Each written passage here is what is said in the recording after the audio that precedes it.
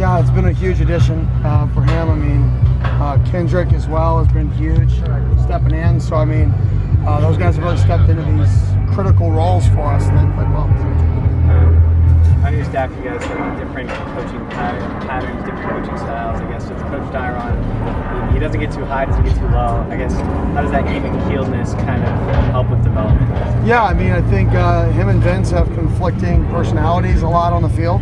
So that's what you want. You want guys who, you know, they're not, you know, copy paste of each other. You want guys with different personalities, different backgrounds, because they can add value in different ways. If everybody is the same, or if everybody comes from the same coaching tree or the same system or the same way or beliefs, then you're going to get stagnant. So I want people around me that are like, what are you doing going for that? Or why did you do this? Or how are we coaching this? Why do you do it that way? That's how you become better, because you have good conversations. So I think having different personalities is the same thing. You feel like some of that NFL experience he has kind of plays into that? I just think he knows what he's doing. And he's confident in it. And he demands what he says. And if you don't do it, then he's going to put somebody else in. It's that simple. So then you want to do it because you want to play. And so I think he just sets a standard, and you hit the standard and you play, or you don't hit the standard and you don't. How about the way the defensive line stepped up, especially in that late in that last game? Yeah, they played phenomenal. I mean, our interior guys took on double teams all night. They're the pickers in a lot of twist games, which set guys free. So we just got to continue to play good team defense, starting with the fronts. How do you maybe compare and contrast the kind of the resiliency of last year's team versus what you've seen over these last couple weeks with 25 guys? A little bit different. You know, we're not the same team. You know, we have the resilience and the confidence.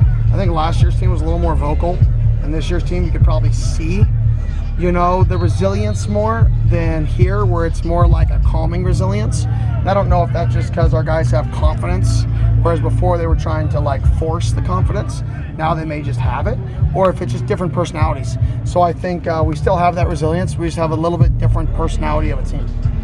Coach, what are a few of your main focuses for this bye week? Score points in the red zone. Prepare for Utah. On defense, it's clean up some of our presentations, clean up some of our third and long, second and long plays. So we're giving up too many of those second and catastrophics, third and catastrophics. So I would say that would be probably the primary for us, and then just go back for self-scouting things to make sure we don't have strong tendencies one way or another, and if we do, we got to break those tendencies. Coach, Hartpool has been making big plays the last couple of weeks. How massive is it to have the ability to go to 12 and 13 personnel on a whim? Yeah, it's great. I mean, got to play to your players' strengths, and right now they're one of our strengths, which is good. You know, hopefully we get some guys back, which I'll talk about next week, and stuff like that. That'll help us, you know, play to more strengths. Right now we're pretty limited with personnel groupings. Hopefully we'll be able to expand upon that as we move forward. Coach, looking forward, how do you want to jumpstart your team in the first half to play like how they play in the second half? I would like them to play how we play in the second half. In the first half, like you said, there's not like a secret way to jumpstart it.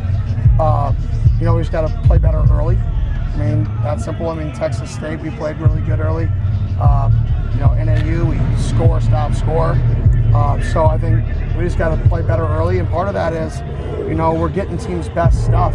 When you're a team that, you know, people game plan for and they prepare for, you may have notes from summer on us that you're preparing and holding to play us, and they bring that stuff out and it's successful.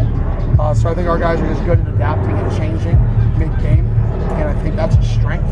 Hopefully as the season progresses, the longer a season goes, the more you should know what you're going to get. So the less adjustments happen mid-game, the more game plans get in effect. So hopefully as the season progresses, the more the success that we're having, once we realize that what a defense is doing, we'll have a beat on what's going to happen, you know, earlier in the game. Other than studying your upcoming opponents, how much do you look at other things in the Big 12? Not really. Anything. We just watch our really one upcoming opponent. All we watch is Utah. Like, that's the only team we're focused on right now with Utah and us. And we're kind of in like after today, we'll be in a 50-50 mode of us and Utah tomorrow. And then it'll be way more extra Utah day on Thursday. Because, like I said, they're a phenomenal team. They've won for a long time, and they're winning this year. And You know, they're a couple plays away early in that Texas Tech game from being undefeated, and they should most definitely be a top 25 team. It just got announced that that's going to be a night game. You having experience knowing what that's, at least from an observational perspective, knowing what that's like at night? I mean, it's chaotic. I mean, I think their win rate is over 85 or 90. Somebody sent it to me, like high 80% win rate in the last 10 years there for 7 or later kickoffs their time. So they don't lose at home at night. So it's a great challenge for our guys to understand that this is not only a good football team, this is an unbelievable environment, and we're playing there at night. So, you know, let's go. Not get 77 false starts. It's the challenge. Coach, you talk about obviously the depth, but like, especially like defensively, guys that have come in. I mean, you talk about Boogie, even somebody like Roddy who's been here, but just their even confidence in the system. How do you feel that working with the guys in front of them has helped boost their confidence and inevitably your depth? Yeah, I do think the fact that he was talented enough to play as a true freshman. I think the fact we didn't have to play him as a true freshman, he could sit there and learn, has really given him the confidence now that when he's on the field, he's ready. It's not like I'm talented enough and I'm out here. It's like, no, I'm ready and I'm talented enough. So I think the fact that he could sit there and learn from the Keats and the Javens and really feel comfortable in the scheme and then go out there and perform like the way he did, I mean, he played phenomenal. Coach, Xavier has obviously been out in the past couple of weeks, but we've seen him out here in practice kind of coaching up the young guys. Just how has he stayed involved in the prep and with your team even though he's been out? Yeah, I mean, I told him we need you. You got to coach those guys. You got to get the next guys ready for us back there. I mean, you're as good as anybody to teach our scheme. You're as good as anybody for those guys to, you know, hear it the way that you say it. You know, you're the coach on the field. Now you're the coach on the field just with a whistle for the next couple of weeks, hopefully. And so he's just done a great job. Coach, can you speak on Jesus a little bit? Talking back-to-back game winners, less than 2 minutes. Can you kind of talk about that consistency and that mindset, missing one, missed DC? Yeah, I mean, never had a doubt. I mean, dude, but even if you had a doubt, the way you prepare, you want it to be in his hands. You know, when somebody prepares, you want them to have the ball. And he prepares in a way that you want him to have the ball in the biggest moments. And whether it goes in or not, I can sleep at night knowing he's kicking it.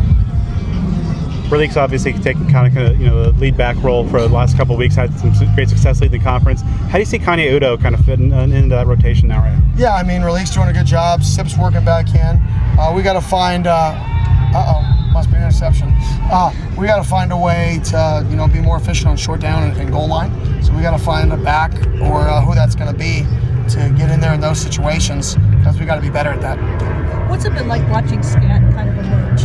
Not to change the subject. It's been awesome. I mean, all the videos of him like screaming, those are more fun for me to watch than the touchdowns. Like, I knew he was going to score touchdowns and do backflips and all that.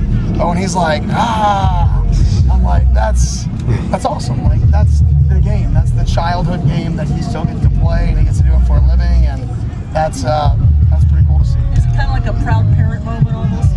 It is. It's like, yeah, it is. I mean, he's a special kid. He's got a legend here. But just the way he brings positive energy and he brings intensity every single day is, I think, what separates him is the mindset. He's not the biggest, he's not the fastest, but he's wired in a way that he's one of the hardest guys to tackle, because mentally he told himself when he was a little rug rat that people aren't going to tackle me. And he took that mentality his entire life. He was raised like that. He plays like that. He lives like that. And it's pretty cool to watch him, live out his dream. Kid who was underappreciated his entire life until the last 4 months of his college career, really 2 months of his college career, and then go ahead and live out his dream. It's pretty cool. How rare is it for somebody to make that much improvement from junior to senior season? Yeah, pretty rare, to be honest. We really just, me and him had a lot of heart-to-hearts from the transition from junior year to senior year. I think you have to. I think, tough conversations are what are needed. You have to have really tough conversations with people. And I think he was somebody that took tough conversations really well. He took it as a challenge, and he wanted to prove everybody wrong. I think he's doing that, and he still is doing that.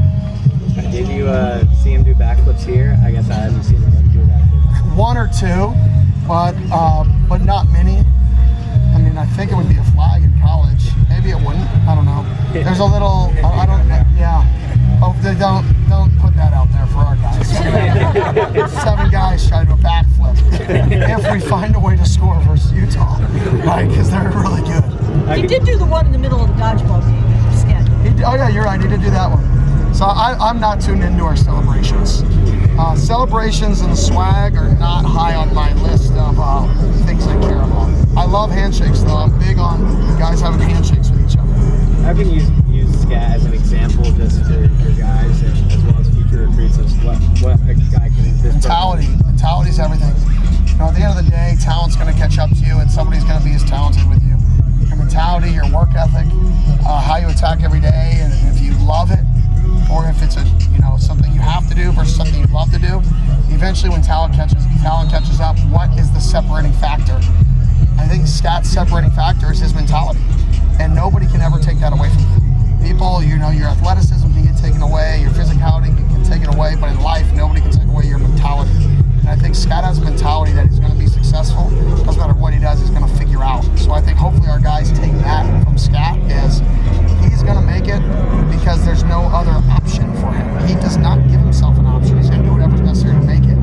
And that goes on and off the field. Do you have those similar heart-to-hearts you have with Sam and Jordan? The different people, like everybody, you have to have different conversation with. Everybody has strengths and weaknesses that are different. So yeah, I've definitely had one-on-one conversations with a lot of guys in our team. They're not the one-on-ones I had with Scat because he was different, right? Everybody needs something and needs different, in my opinion, guidance or direction. So every conversation is different.